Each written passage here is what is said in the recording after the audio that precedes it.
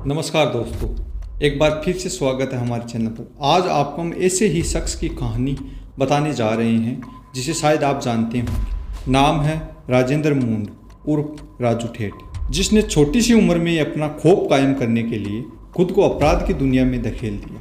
राजू ठेठ को शायद ये मालूम नहीं था कि जिस रास्ते पर वह जाने की सोच रहा है वह वापस आने का रास्ता नहीं है। आइए जानते हैं राजू ठेठ की क्राइम कुंडली। राजू ठेठ का जन्म राजस्थान के सीकर जिले में दातारामगढ़ तहसील के छोटे से गांव ठेठ में हुआ था। प्रारंभिक शिक्षा पूरी करने के बाद राजू ने सीकर के एसके कॉलेज में अपना दाखिला करवाया। कॉलेज के दिनों में उन्होंने राजनीति में अपने कदम बढ़ाए और उन्होंने एबीवीपी अखिल भारतीय विद्यार्थी परिषद संघ से जुड़ा और छात्र राजनीति में सक्रिय हो गए। उस समय एसके कॉलेज सीकर एबीवीपी में सीकर जिले के तासर छोटी गांव का गोपाल फोगावट का राज चलता था। गोपाल फोगावट राजनीति के साथ साथ शराब का कारोबारी था। धीरे धीरे राजू ठेठ गोपाल फोगावट से प्रभावित होने लगा और वो सोचने लगा कि क्यों ना गोपाल फोगावट से दोस्ती कर ली जाए, तो मैं भी गोपाल फोगावट की तरह अपना राज चलाऊं। राजू गोपाल के करीब आने लगा और गोपाल से दोस्ती का हाथ मिला लिया।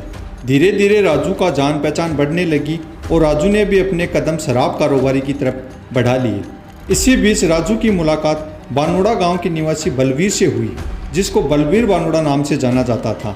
बलवीर दूध का कारोबारी करता था।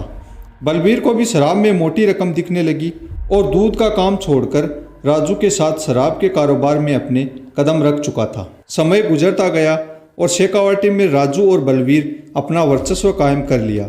इन दोनों पर गोपाल फोगावट का हाथ था। गोपाल को राजू अपना गुरु मानता था। राजू और बलबीर ने मिलकर शेखावाटी इलाके में अपनी छाप छोड़ी। जो इनकी जी हुजूरी नहीं करता था वह क्षेत्र में कोई धंधा नहीं कर सकता था। शेखावाटी में राजू ठेठ और बलबीर बानोड़ा के नाम से एक अलग ही खौफ हो गया था। इसके नाम से लोगों में इतनी दहशत थी कि शराब तस्कर या अन्य अवैध धंधा करने वाले को इनकी इजाज़त के बिना पत्ता भी नहीं हिला सकते थे। फिर अवैध शराब तस्करी को लेकर साल 1998 में अवैध शराब कारोबारी भेबाराम की हत्या कर दी गई और अपराध की दुनिया में राजू और बलबीर का नाम आगे बढ़ा और इन दोनों की दोस्ती मिसाल बन गई। और साल 2004 में शराब ठेकों की लॉटरी में जीणमाता इलाके का शराब ठेका राजू और बलबीर को मिला। ठेके पर सेल्समैन का काम बलबीर का साला विजयपाल करता था। कुछ दिनों बाद ठेठ को लगा कि विजयपाल शराब को ब्लैक में बेचकर मोटा पैसा कमा रहा है, तो राजू और विजयपाल में शराब की खपत और लेन देन को लेकर विवाद इतना बढ़ गया कि राजू के साथियों ने मिलकर विजयपाल को मौत के घाट उतार दिया और दोस्ती की मिसाल रही राजू और बलबीर एक दूसरे के जानी दुश्मन बन गए और बलबीर ने अपने साले विजयपाल की हत्या का बदला लेने की ठान ली। बलबीर ने सोचा किसी के साथ मिलकर राजू का खात्मा कर दूं तो साले की मौत का बदला भी पूरा हो जाएगा और आपराधिक दुनिया में दबदबा भी बना रहेगा, क्योंकि शेखावाटी में गोपाल फोगावट का दबदबा था और राजू पर गोपाल का आशीर्वाद था। बलबीर बदला लेने के लिए नागौर जिले के सांवरात गांव के आनंदपाल से दोस्ती कर ली और शेखावाटी में गैंगवार दो भागों में बट गया। आनंदपाल सिंह राजनीति में नेताओं से धोखा खाया हुआ था और बदले की आग में झुलस रहा था, तो बलबीर और आनंदपाल ने मिलकर राजू को मारने की साजिश करने लगे। बलबीर और आनंदपाल ने शराब के साथ साथ माइनिंग का कार्य शुरू कर दिया और अपनी गैंग को आर्थिक रूप से मजबूत बना लिया और राजू को मारने का मौका तलाशने लगे। राजू उनकी पकड़ से बाहर हो गए तो उन्होंने राजू के गुरु को ही लक्ष्य बना लिया, तो दोनों गैंग आए दिन भिड़ने लगी और चौकन्नी हो गई। बुधवार 5 अप्रैल 2006 को बानोड़ा और आनंदपाल सिंह की गैंग ने गोपाल फोगावट की हत्या कर दी। ये बात राजू ने सुनी तो राजू के मन में बदले की भावना और आग पकड़ गई। पर राजू के गुरु गोपाल फोगावट की हत्या के बाद दोनों की गैंग पुलिस दबिश के कारण अंडरग्राउंड हो गई और अंदर ही अंदर दोनों गैंगों को आर्थिक रूप से मजबूत करने लग गए और राजू ने अपना शराब कारोबार राजस्थान से लेकर हरियाणा तक फैला लिया और अपनी गैंग को काफ़ी बढ़ाकर शराब तस्करी में खूब तरक्की कर ली। काफ़ी दिनों बाद राजू की गैंग एक अलग नाम आरटीजी और एक अलग छाप लेकर उतरती है। राजू की गैंग हरियाणा से अवैध शराब लेकर आते और राजस्थान होकर गुजरात अपने कारोबार को बढ़ा लिया और अपनी गैंग का नाम आरटीजी नाम से राजस्थान, हरियाणा और गुजरात में अवैध शराब लेकर जाते वाहन बिना रोक टोक चलने लगे और राजू ने एक बड़ी अपराध की दुनिया बना ली और मोटी कमाई करने लगा। जो गैंग में शामिल थे उन्हें राजू ने एक अलग नाम दे दिया। उनके बीच राजू बॉस नाम से मशहूर हो गया।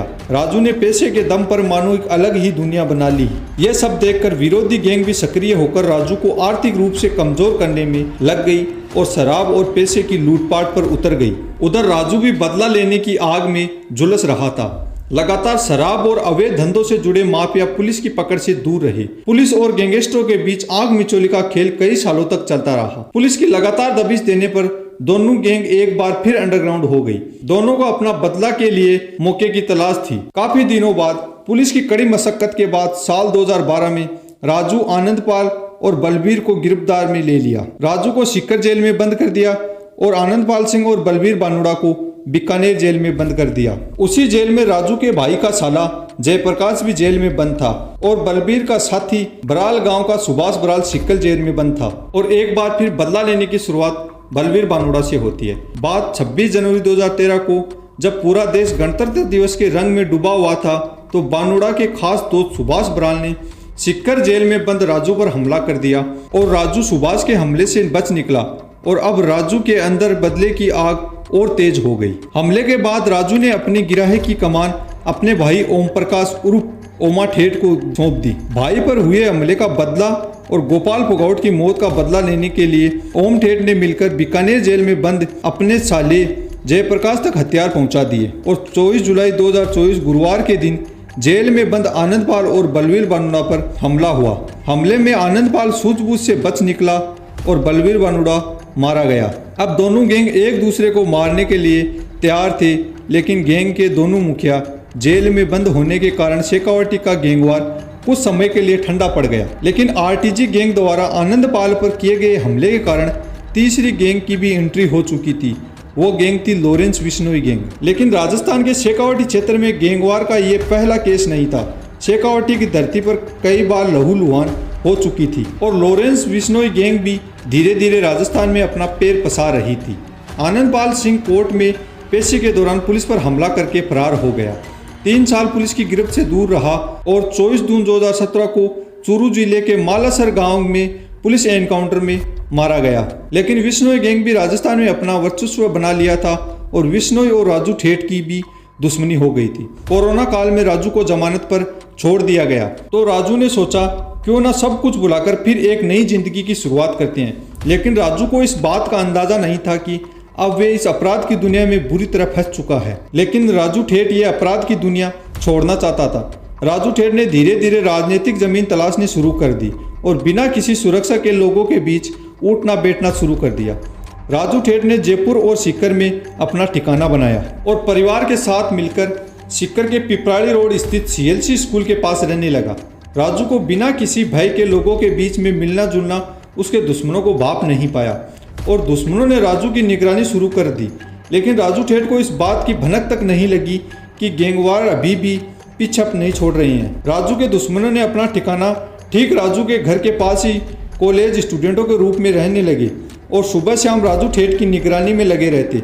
लंबे समय तक निगरानी करके शनिवार 3 दिसंबर 2022 की सुबह को ठेठ के घर के घंटी बजाई तो राजू ठेठ बाहर आया तो दुश्मनों ने राजू को बोला, बॉस आपके साथ एक सेल्फी लेनी है, और यह बोलकर पैर छूने लगे और अचानक हथियार निकालकर ताबड़तोड़ फायरिंग कर दी। राजू ठेठ पर कुल 52 राउंड फायर किए गए, जिसमें राजू ठेठ की मौके पर ही मौत हो गई। हत्या के बाद हवलदारों को भी 24 घंटे के अंदर ही पकड़ लिया गया। राजू ठेठ की कहानी किसी फिल्मी कहानी से कम नहीं है। कैसे एक छोटे से गांव से निकलकर अपराध की दुनिया का बादशाह बन गया। लेकिन वो कहते हैं ना कि बुरे कामों का अंत बुरा होता है। आज की कहानी में बस इतना ही। मिलते हैं एक नई कहानी के साथ अगले वीडियो में।